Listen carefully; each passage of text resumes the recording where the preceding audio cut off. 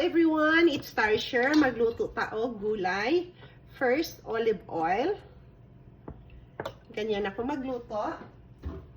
Mainit na yung pan natin. So, ilagay na natin yung sibuyas.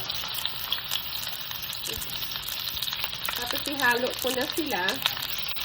Yung bawang, garlic. Pagkain ko lang naman ito eh. Kaya, ganyan lang siya.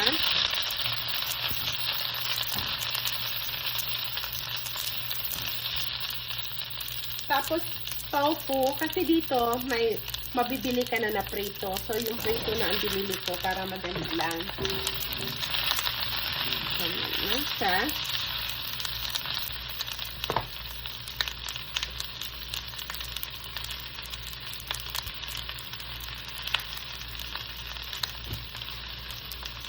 Tapos, lagyan natin ng paminta, black pepper.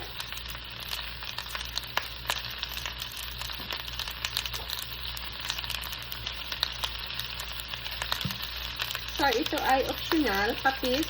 Ang gamit ko ay ganyan na patis. So,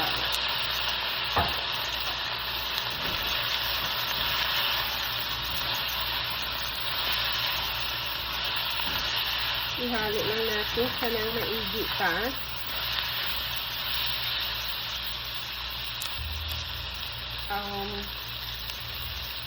Oyster sauce. Lagyan nyo ng mga isang kutsara lang ang ilagay ko.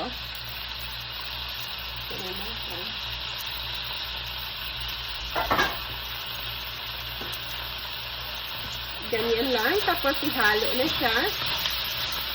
Super bilis lang ito. Lagyan na natin ng tubig. Para may sabaw siya konti.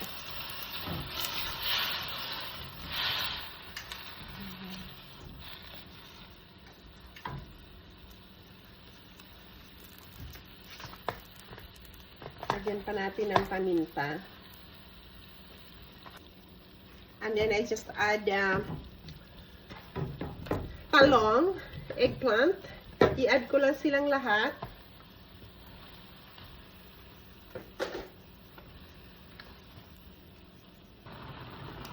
Luto na ang mga gulay. So, ilagay na nako. Ibutang na nato ang para mulapot. Nagbutang ko og cornstarch na 1 teaspoon. Para lang lumapot yung